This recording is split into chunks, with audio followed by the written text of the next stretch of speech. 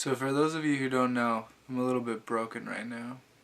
I was going to leave all this stuff out and just make a new video and pretend like everything was okay, but my arm is actually hurting me pretty bad today, and it kind of reminded me of how I felt when I was in the hospital. Before we get into all the painful details, I'd like to give a piece of advice to people who are friends or family of someone who has injured themselves. Don't ask them how or why they did what they did to injure themselves, because they know that they screwed up.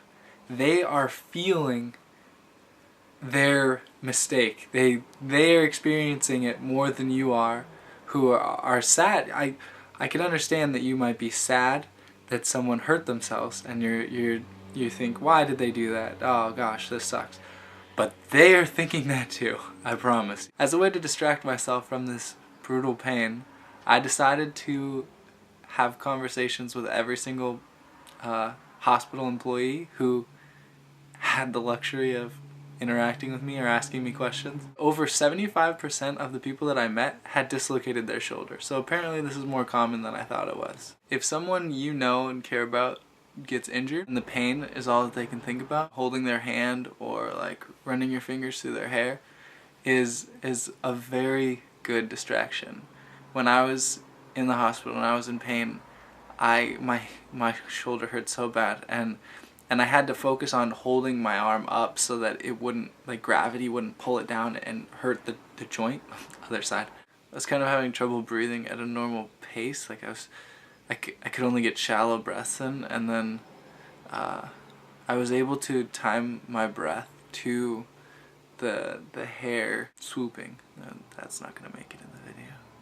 I had 2 morphines. I took 2 of them. They popped my shoulder back into place, and it was the loudest noise that I've ever heard in my entire life that didn't come from my mouth, but still from my body.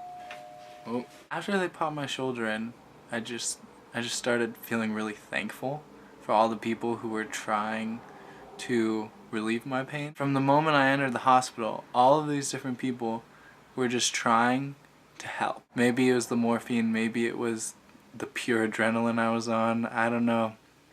But I just felt really grateful for pretty much every single person in that building. I felt all the feels, and then they took me off into the waiting room for the x-rays, and I was waiting, and there was another lady there, and she was with her father who had pneumonia. I thought about how much pain I was in when my arm was hurting me, and how my mom and my friend were there to help me, and how much that meant to me, and how much it made the pain not as bad, and how if I was alone it would have been a lot more overwhelming. I wanted to tell her that what she was doing was right and it was good. I was like, you're doing a great thing by being here with him. And she was like, oh, thank you, this is my dad, and she told me his story.